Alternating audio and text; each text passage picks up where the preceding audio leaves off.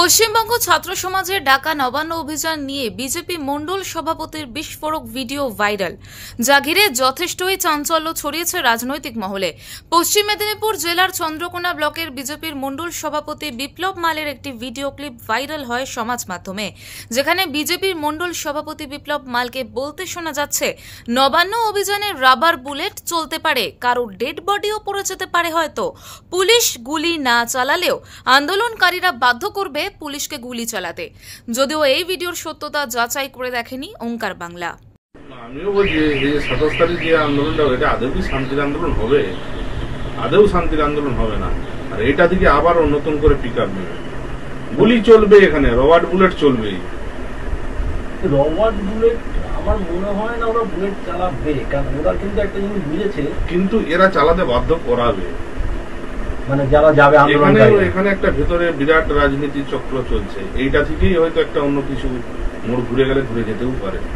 আমাদের ধারণা অবশ্যই যদি না বডি না পড়ছে কোনোদিনও মোড় ঘুরবে না, বডি পড়তে। আর আমাদের ধারণা বডি ওখানে পড়বেই সেদিন 27 তারিখ। এই ধরনের ভিডিও ক্লিপ ভাইরাল হওয়ার পরই চাঞ্চল্য ছড়িয়েছে জেলা রাজনৈতিক মহলে। ভিডিওটি ভাইরাল হওয়ার পরই নড়ে চড়ে বসেছে পুলিশ প্রশাসন। পশ্চিম মেদিনীপুর জেলার পুলিশ সুপার ধৃতিমান সরকার নির্দেশ দেন, ভিডিওর সাথে যুক্ত যারা তাদেরকে আটক করে জিজ্ঞাসাবাদ করতে হবে। পুলিশ সুপার মেদিনীপুর থেকে ঘাটাল থানায় যান জিজ্ঞাসাবাদ করতে।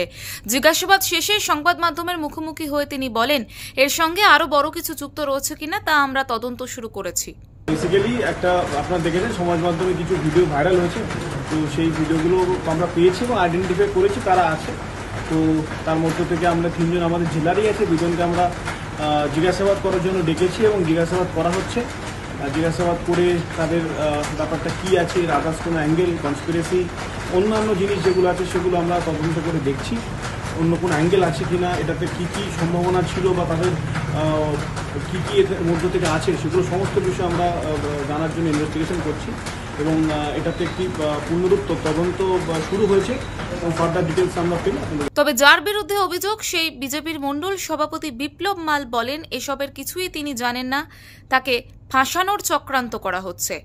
দেখুন, এই ধরনের কি ভিডিও হয়েছে আমি নিজেও জানি না। আর এই ধরনের যে সমস্ত আপনি মন্তব্য বলছেন, এই মন্তব্যের সাথে আমার কোনো যোগসাজশ নেই। কেননা আমরা যা এতদিন পর্যন্ত যা প্রোগ্রাম করছি শান্তিপূর্ণভাবেই প্রোগ্রাম করেছি, আগামী দিনে শান্তিপূর্ণভাবে প্রোগ্রাম হবে।